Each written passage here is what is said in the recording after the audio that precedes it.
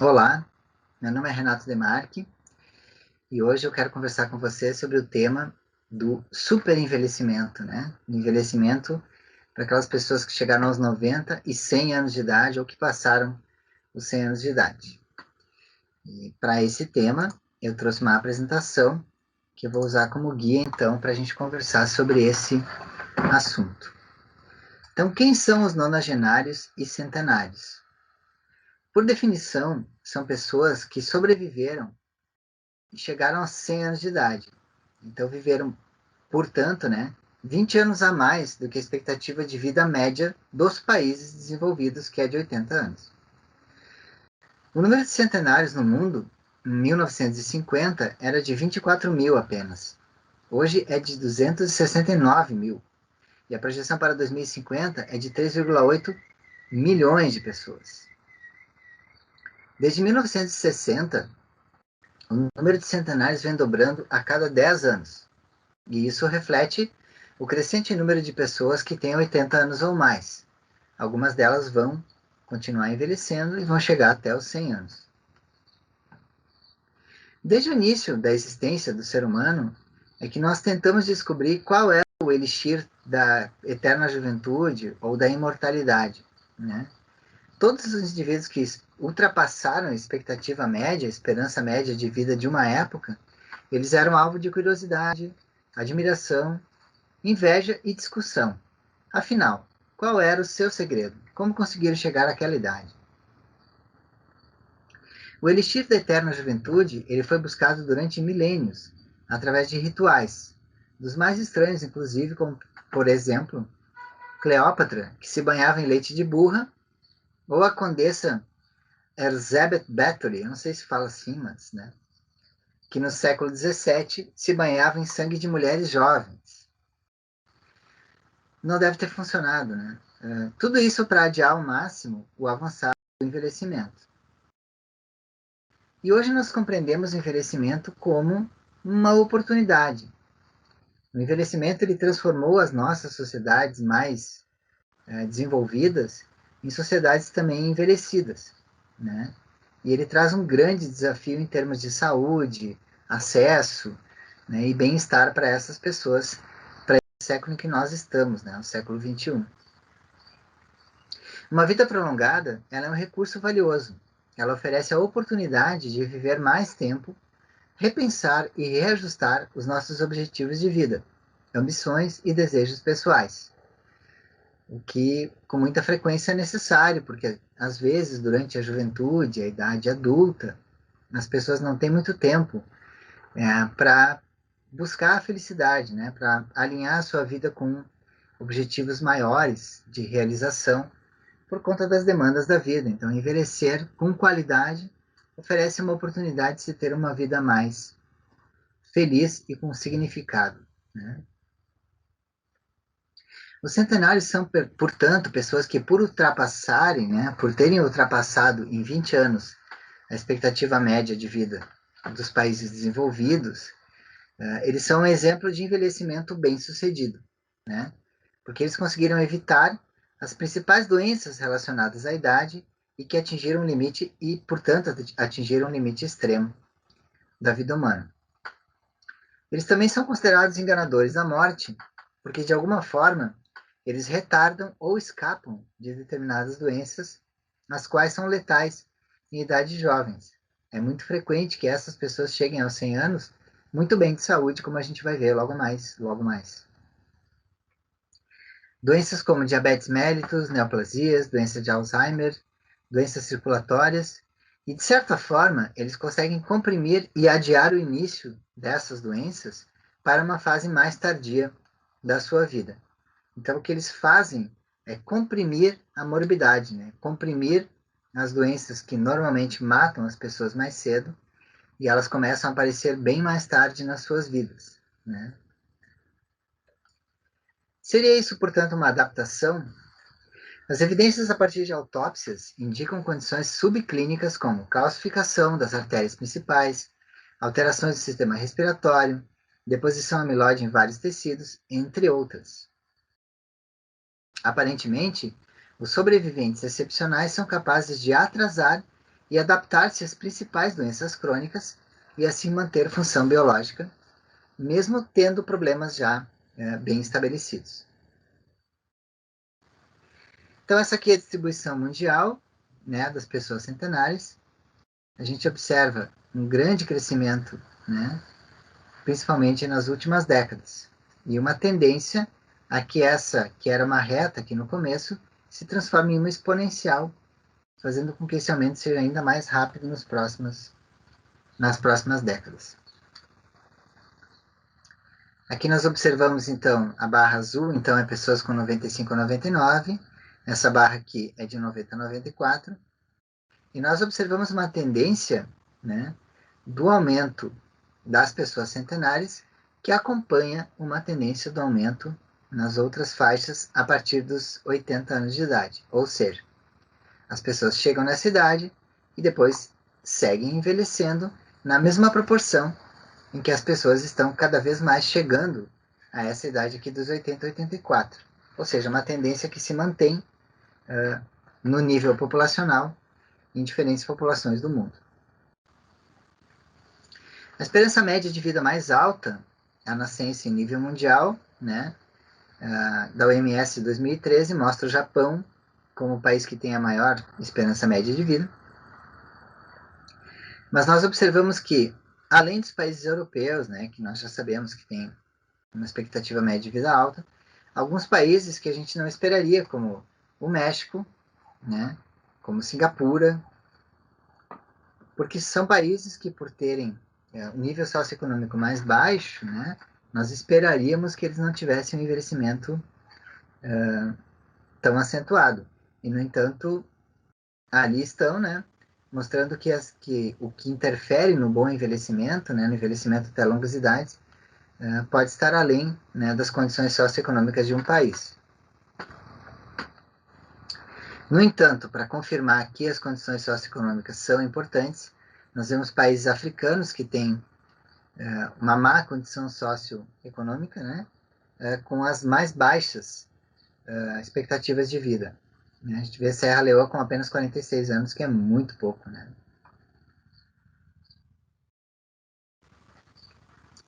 Aqui nós vemos a percentagem de população nos países com 65 anos ou mais no nível mundial. Né? Nós temos de novo o Japão como campeão, seguido também por países europeus. Aqui a classificação mundial dos países com maior prevalência de centenários, né? Então, em números absolutos, os Estados Unidos é o país que mais tem pessoas centenárias, né? Em milhares. Seguido pelo Japão, que é um país mais envelhecido também, proporcionalmente ele é muito mais envelhecido, né, que os Estados Unidos. E nós vemos países aqui como o México, de novo, né? E aqui a distribuição geográfica mundial por continentes, né? Na Ásia nós temos o maior número de pessoas centenárias, né? A América tem bastante, né? Mas se concentra mais na América do Norte. Quando a gente vê a América separadamente, a América do Norte conta com 80%, né, dos centenários, América Central 14% e América do Sul 30% dos centenários, de acordo com o Departamento de Assuntos Econômicos e Sociais das Nações Unidas. Falando um pouco sobre epidemiologia. Então, as mulheres são a maioria dos centenários, porém os homens centenários são os que apresentam melhor estado de saúde. Né? Eles chegam com melhor saúde nessa etapa da sua vida. Mas as mulheres são a maioria. Nós observamos aqui a porcentagem das morbidades mais prevalentes nos centenários de acordo com o gênero. Então, as mulheres, nós vamos ver que concentram mais morbidades do que os homens, em praticamente todas as síndromes que foram elencadas aqui, né? Com alguma exceção. Mas os homens aparentemente são mais saudáveis, né? Os homens que chegam a essa idade são mais saudáveis. E aqui a percentagem das síndromes mais prevalentes no centenário de acordo com o gênero novamente, continuando aqui com mais condições crônicas, das quais, novamente, as mulheres são que apresentam a grande maioria, com algumas exceções. Em relação às demências, né? A prevalência de demência, ela aumenta muito entre os 65 e os 85 anos, o que nos levaria a assumir que os centenários seriam alvo de limitações cognitivas, né? Necessariamente, né? Entretanto, não é isso que acontece. Os estudos documentam que existem centenários livres de disfunção cognitiva. No estudo nos Estados Unidos, 55% dos centenários permaneceram cognitivamente intactos, confirmando que a demência não é uma condição inevitável nas vidas mais longas.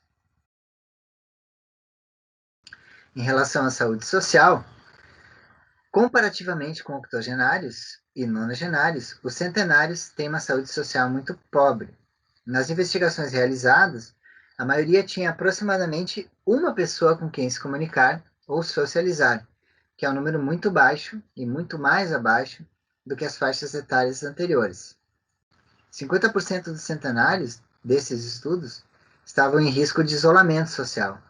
Então, com o avanço da idade, o suporte social das pessoas vai reduzindo e cada vez menos pessoas de referência, né, ou pessoas com quem eles possam contar, são encontradas.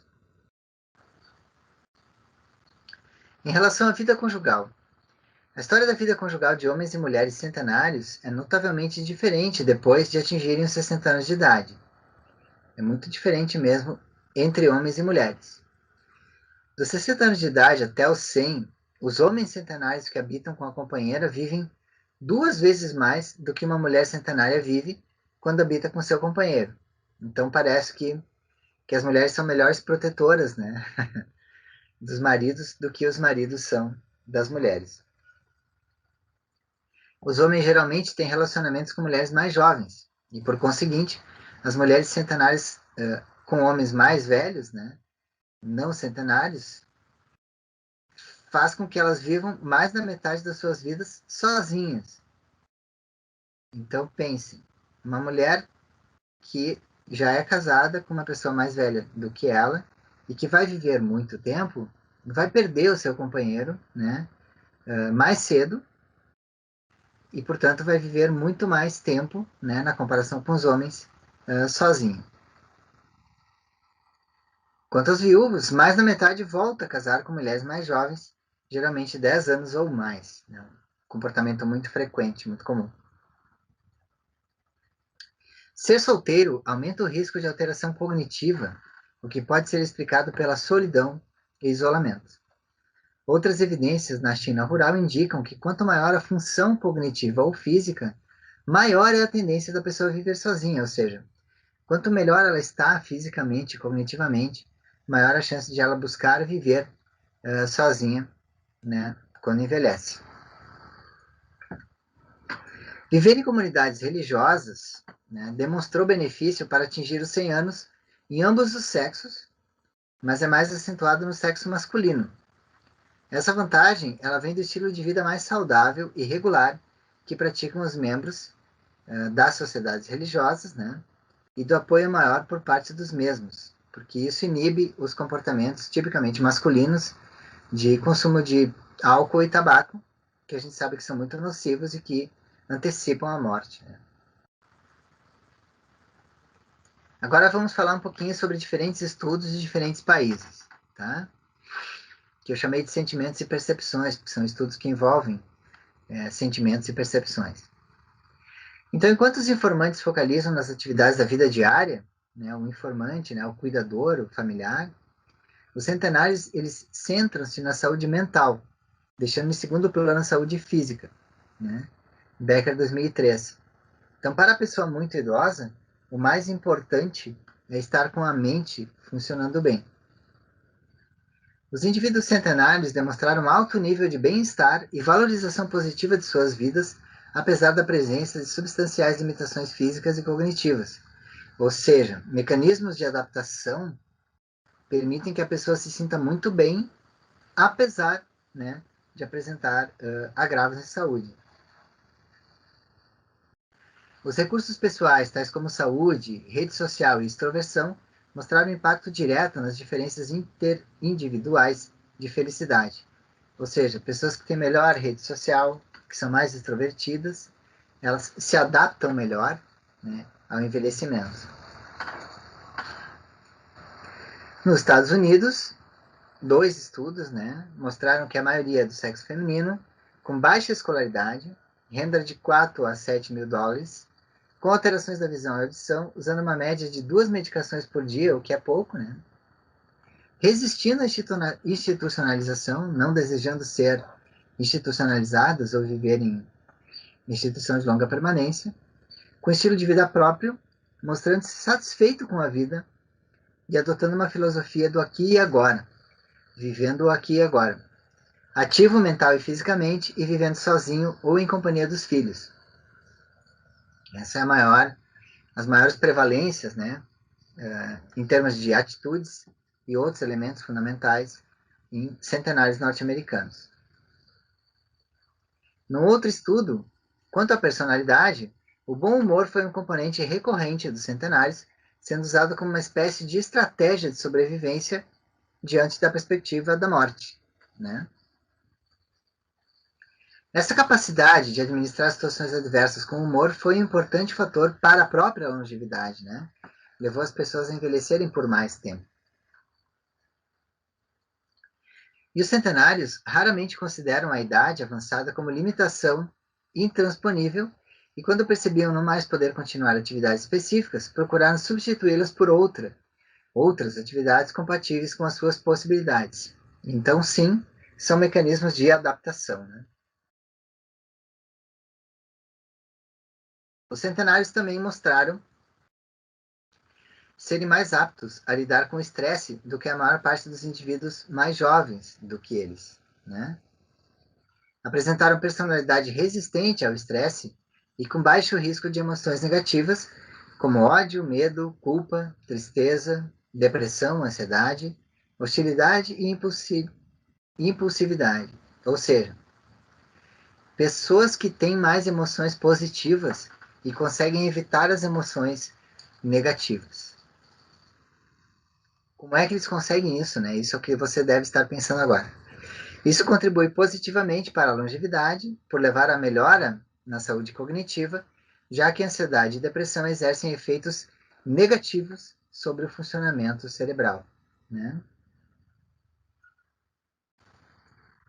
No Japão, o maior tempo de vida dos okinawanos, que são as pessoas que mais envelhecem no Japão, o Japão é um país bem envelhecido, mas a província onde mais se envelhece é em Okinawa, foi em parte atribuído ao seu estilo de vida que inclui alimentação balanceada, exercício regular, uso moderado de álcool, abstenção do fumo, controle da pressão arterial, espiritualidade e baixo nível de estresse.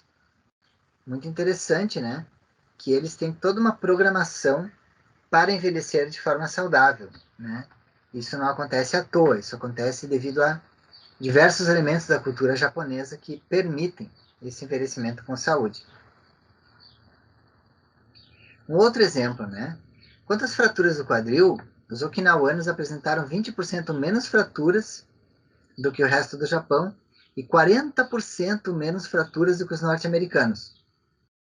Embora a densidade mineral óssea, quando ajustada ao tamanho do corpo, fosse similar à dos americanos, a perda de massa óssea com o avanço da idade ocorreu em ritmo mais lento. E vejam que interessante. Essas diferenças poderiam ser explicadas pelo alto consumo de cálcio nos alimentos, exposição ao sol e incremento na atividade física, especialmente durante a velhice. Então, eles aumentam a atividade física durante a velhice. Em relação à China, evidências a partir de estudos produzidos na China mostram que pessoas longevas, como centenários, foram mais propensas a considerarem suas vidas como satisfatórias, a despeito de sua limitada capacidade para atividades da vida diária, desempenho físico e função cognitiva. Então, são pessoas mais satisfeitas com a vida, né? A razão pela qual indivíduos longevos tenderam a avaliar suas vidas como satisfatórias foi atribuída à forma positiva e otimista com que olharam para o futuro. Ou seja, são pessoas que têm otimismo, adaptação e que aparentemente são pessoas de bem com a vida, né? E isso permite viver mais e com mais qualidade. No Brasil, então, né? O censo do IBGE de 2000 e de 2010, os censos, né, portanto, indicaram que as pessoas com 100 anos ou mais no Brasil apresentaram uma diminuição de 1,4% nesse período. Então, o Brasil parece seguir uma tendência oposta aos demais países que estão envelhecendo. A Política Nacional de Saúde do Idoso, ela apresenta como propósito basilar a promoção do envelhecimento saudável e a manutenção da melhoria da capacidade funcional das pessoas idosas, a prevenção de doenças, a recuperação da saúde dos que adoecem e a reabilitação daqueles que venham a ter sua capacidade funcional restringida, de modo a garantir-lhes permanência no meio em que vivem, exercendo de forma independente suas funções na sociedade. Um texto bonito, né? E a gente acredita que sim, que o SUS, especificamente o Sistema Único de Saúde, né? E algumas políticas voltadas para a pessoa idosa, vem tentar permitir que elas tenham um envelhecimento com dignidade, né? Nesse país que a gente sabe que é tão desigual, né? Diferentes representações sociais da velhice fazem parte da sociedade atual e mostram conflitos que mascaram os sentimentos daqueles que envelhecem, denotando a necessidade de melhor compreensão da realidade para ressignificar a existência, já que grande parte das representações da velhice é construída em torno da diferença e da estranheza. Então, nós entendemos o envelhecimento como uma coisa muito diferente, né? Nós que somos jovens, as tendências normalmente estudadas, as tendências normalmente trabalhadas na sociedade, elas desconsideram a pessoa idosa, né? A pessoa idosa fica fora do, da amplitude de temas que a sociedade aborda no dia a dia, né? Raramente você vê o idoso nas representações sociais, na mídia social, exceto com alguns detalhes, assim, talvez mais voltados para o comércio, mais voltados para venda de serviços e produtos, né? Mas o idoso no dia a dia, o idoso brasileiro mesmo, ele passa desapercebido, né? Aqui algumas falas de algumas pessoas que ilustram muito bem do ponto de vista qualitativo, né? Que eu acho muito interessante sempre mostrar para nós podermos discutir, então. Como sou uma idosa que entende, não tenho perturbação mental, então tá bom. Vejo vários com muitos problemas. Acho ruim, fico agoniada. Compreender bem as coisas é ter saúde. Então, uma pessoa idosa, aparentemente as pessoas idosas, elas dão muito valor a estar bem cognitivamente, porque elas estão vendo várias pessoas ao seu redor que envelheceram de uma outra forma, né? Envelheceram sem saúde cognitiva, né? O melhor da vida, é uma categoria explicativa, né? Aspectos objetivos. Ter minha profissão, poder comer, beber bem, cozinhar, fazer tudo sozinho. Que é uma coisa que, para nós, né, adultos, é o dia a dia, né? Nós contamos sempre com isso, isso sempre está ali, né? E na pessoa idosa, poder fazer isso é um privilégio, né? Muitas vezes. Convívio familiar. O melhor é a minha família. Vejo os meus filhos, são todos bons para mim. Considero que a única coisa boa são os meus bisnetos. Você vive juntinho com a minha velha, é o que tem de melhor.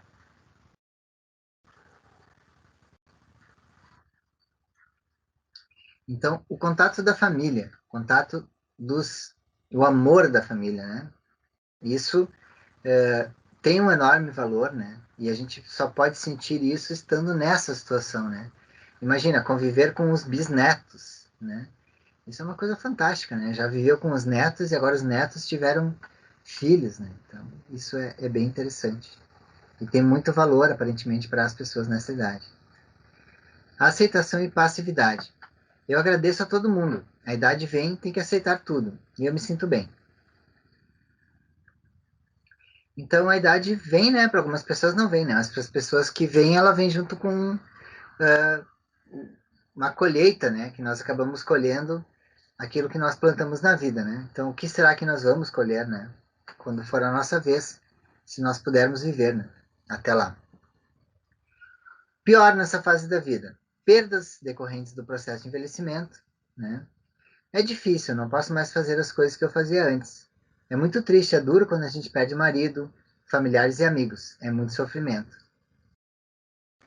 Então, as perdas são uma característica comum da idade, né, do envelhecimento. E se adaptar às perdas não deve ser nada fácil mesmo. Limitações físicas decorrentes da idade ou de alguma doença adquirida. Considero muito ruim a cegueira e a surdez. Isso mudou muito minha vida. Quando almoço, a tontura aperta e as minhas pernas não me ajudam. Eu caio muito. Então, né? As limitações que podem surgir com o envelhecimento, com muito envelhecimento, né? Elas podem ser mesmo muito difíceis de enfrentar. Relacionamentos. Satisfatórios e frequentes. Excelente, sempre fui simpática. Todos têm paciência comigo. É muito bom, graças a Deus, não posso reclamar. Eu frequento a Associação de Senhoras Católicas, gosto muito de ir lá. São todos amigos, não tenho queixas. Eu tenho uma família bonita, meus netos gostam de mim, os vizinhos conversam comigo, brincam. É bom, tenho muitos amigos, não tenho inimizade com ninguém. E são coisas que a gente no dia a dia talvez não valorize tanto, né? Talvez a pessoa jovem, a pessoa adulta, esteja tão preocupada com trabalho, com realização, com finanças, né? Que não tem a oportunidade de enxergar o quão bom é, né? Ter uma família e poder ter uma família bonita e poder aproveitar isso. Isolamento social. Eu já tive bons amigos, mas depois de certa idade doente, some tudo. Ninguém vem visitar. Agora quase não tenho amigos, não saio de casa, fico só com meus parentes. A perda dos amigos, né? O isolamento dos amigos é uma coisa muito frequente. O Facebook pode ajudar, mas o contato, olho no olho, ele não é substituído, né? Pelas redes sociais. É necessário ter contato com as pessoas para se sentir apoiado por elas. Né? Qualidade de vida. Qualidade de vida eu gostaria muito de chamar a atenção porque é a qualidade de vida que nos importa muito, né? Que não basta só envelhecer, né? Também envelhecer com qualidade é importante, né? Recursos materiais favoráveis. A minha vida é boa porque as coisas materiais ajudam. Assim posso viver bem. Minha vida está melhor, minha filha ganha mais um pouquinho, elas me acodem em tudo.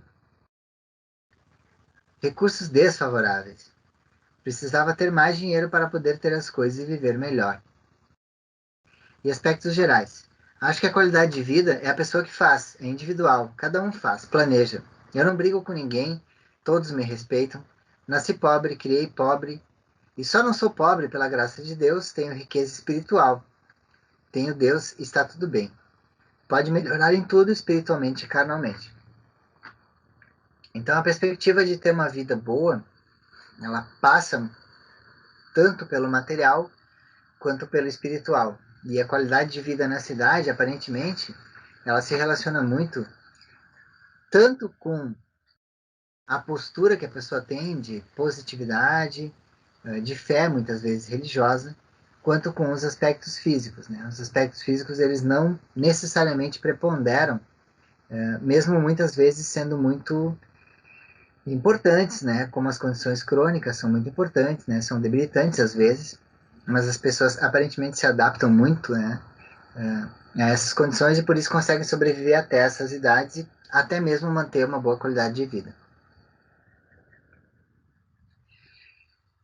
Viver muito nem sempre significa viver bem. A longevidade tão desejada, se não bem organizada e programada, pode ser problema para quem envelhece, sua família e para a sociedade. A população estudada representa a velhice no Brasil. Constitui-se em sua grande maioria mulheres, viúvas ou solteiras, residindo com familiares e portadores de várias patologias. Essa sim é a realidade brasileira. Nonagenários referem o melhor da vida como sendo a realização de atividades básicas da vida, o convívio familiar e as possibilidades de atividades de lazer. Conseguir manter funcionalidade e a capacidade para o autocuidado são coisas essenciais e mais valorizadas do que em fases anteriores da vida. Para tanto, a aceitação e a consciência das mudanças é um ponto fundamental. Ou seja, manter condições de ter uma certa autonomia e uma certa independência parece ser muito importante. E aceitar as alterações que decorrem do envelhecimento é tão importante quanto, muitas vezes, ter uma boa condição socioeconômica para viver bem nessa idade. As principais queixas relatadas pelos nonagenários disseram respeito à impotência resultante de limitações próprias da senescência e de idealizações quanto ao que deveria ser a atividade esperada em suas vidas. Muitas dessas foram reforçadas por modelos cada vez mais distantes do que deveria ser o envelhecimento bem-sucedido, vendidas pela mídia e por profissionais bem intencionados, porém pouco qualificados. Né? Aparentemente, essa imagem eu trouxe de uma Índia norte-americana. Todas as imagens dessa apresentação são livres, né? Eu baixei de sites de imagens livres e eu tentei encontrar uma Índia brasileira, assim, né, mais idosa, não consegui encontrar. E a imagem que se vende do envelhecimento bem-sucedido é justamente esse, né? Você tem que ser uma pessoa rica, você tem que ser capaz de comprar as coisas, tem que ser capaz de pagar as coisas. E você vai ser tão mais feliz quanto mais você for capaz de comprar, né? Essa é a imagem que se vende. Ou é a imagem de uma pessoa super ativa do ponto de vista físico, né? Ou seja, parece que se você não for super ativo, do ponto de vista físico, você não poderia ser feliz ou ter boa qualidade de vida, o que é uma falácia. Ser nonagenário ou centenário é ser marcado pela individualidade, né? Nessa etapa as pessoas são mais autênticas, né? É mais fácil enfrentar essa etapa da vida se as experiências anteriores foram percebidas como satisfatórias e as memórias mantidas como recurso auxiliar e fortalecedor. Ou seja, se você teve uma vida que você percebe que foi boa, parece que isso ajuda a viver mais tarde com mais satisfação com essas memórias. Reavaliar pendências e desejos não realizados pode ser muito importante na manutenção de sentido da vida, mas também pode gerar frustrações, muitas vezes traduzidas por queixas físicas e sociais. Né? Então, repensar a sua própria vida pode ser muito importante, mas também pode trazer uma consciência de que poderia ter sido um pouco melhor. Deste modo, então, essa nova percepção garante ao idoso um lugar de reconhecimento e dignidade no que tange a ser considerado em sua heterogeneidade e capacidade de manutenção da sua condição, independente da idade, e que tenha sim da sua condição física e emocional. Então, aparentemente, a condição física não é tão importante, até mesmo a independência parece não ser tão importante. O que parece mais importante para essas pessoas é sentir-se bem do ponto de vista cognitivo e emocional. É sentir-se amparado, é sentir o carinho das pessoas e é sentir que o bom funcionamento cognitivo ajuda nessa fase da vida. Essas são as referências. Muito obrigado pela atenção e até uma próxima.